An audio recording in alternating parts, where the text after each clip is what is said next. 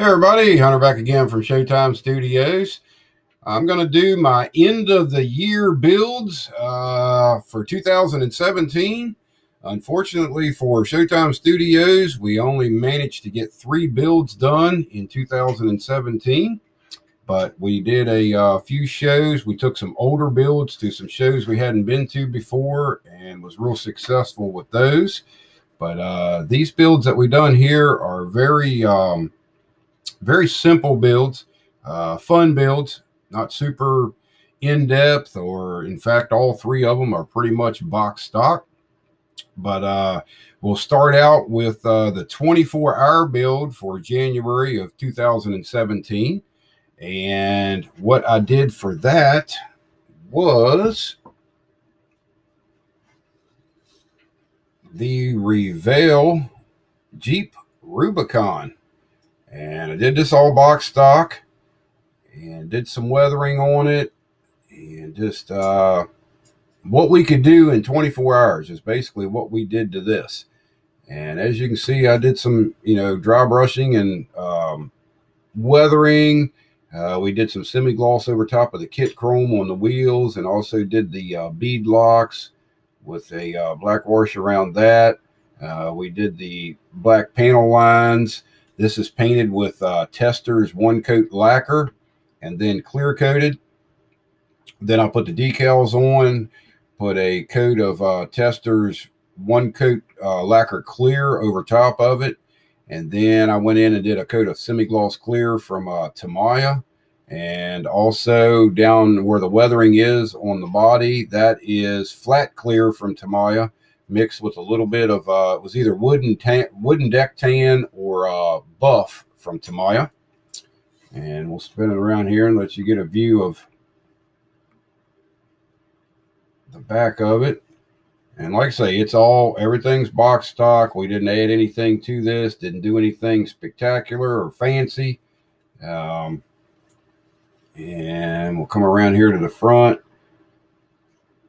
Did a few scratches and stuff on the front bumper, like it's been going out through the brush, and did a little bit of, real fine detailing on the winch and things like that. The interior was all painted with Tamiya acrylics, and we did the decals on the dash in there that were kit supplied, and had a real fun time with this. We actually got it done in the 24-hour time frame, so that was cool. And we got the 24-hour build coming up again this year, here very soon on the 27th of January. And we will be going live for a lot of that. And we'll be doing update videos. And hopefully we get some guys that join in and watch the live feed and come in and hang out, ask questions. And it should be a good time. I've already figured out the camera setup and everything. We're actually going to be doing it in the kitchen again this year. And there's going to be 5 of us building all together that we know of. And, it's going to be a fun time. So if you get a chance, definitely tune in. I'll be doing video right before the 24-hour build, probably a week or so before, to let everybody know that we will be going live. And we'll probably be sending out invitations and stuff. It'd be kind of like a hangout. So come on over and join in with us. And if you can stay up for 24 hours and you're interested in building a model, we start at 12 o'clock on Saturday, the 27th at lunchtime. And then we build all the way through the night, the morning, and we go all the way until Sunday at 12 o'clock at lunchtime. So it's a fun time. So if you get a chance, join in with us and let's build a model in 24 hours. Next up, the second one that we got done for 2017 was another box stock 1/72 scale tank.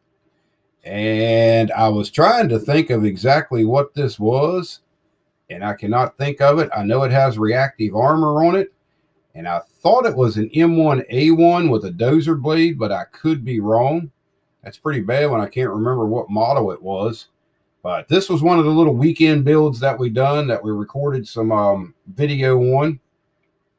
And nothing real fancy on this. Like I say, it's all box stock. And trying to get the camera to focus in here on this one. It doesn't like this one. There we go. There, it's focusing in. You can see some chipping and stuff we put on it. And that was my first time with really doing chipping in 1/72nd scale. We put the decals on it and weathered them so they look all blended in with the paint. And we'll roll it around here in the back and see if it'll... Yeah, it's zooming in pretty good. We addressed all the basics on this, and you know, I think it came out pretty good. I've taken it to a couple of shows. It hasn't really done that much, but you know, that's fine. I didn't set out to have a show winner out of this. This was just a fun weekend build where, you know, several of us get together and we just build here at Showtime Studios. And that's what came out of it. We'll get a view of the top of it here with the machine gun, everything on top. So that was another build. We painted this with Tamiya acrylics. I think it was painted with Iraqi sand or something like that. And then, of course, the weathering and the dry brushing and stuff like that. But it was a pretty quick build. This was a weekend build, so came out good for a weekend. I'm happy with it anyway. And the last build that we got done for 2017 is my M113 A2. This is a personnel carrier, and this is all box stock except for we added the stowage set that you see on it there. And we'll flip up here on top. All the stowage was added. It did come with a little bit of stowage, but I went ahead and found a resin set pretty cheap. I think it was like, I don't know, $9 or something. So that's pretty much what I paid for the kit. But I went ahead and got that, and we added that to the model, and it really brought it to life. Came out real good. Put it in a more of a muddy scene. You can see the deep trench in the tracks there, which simulates mud. And we got the mud all going up in the tracks and up on the fenders there. And see if we can get a shot of the front of it. Some more of the dry brushing and the weathering. Some more of the stowage that we put up there. And you can see the mud hanging off the tracks there in the front. And then we'll spin it around on the side that the tree's on. We put a little bit of the tall weeds in and some rocks, and had a lot of fun with this one.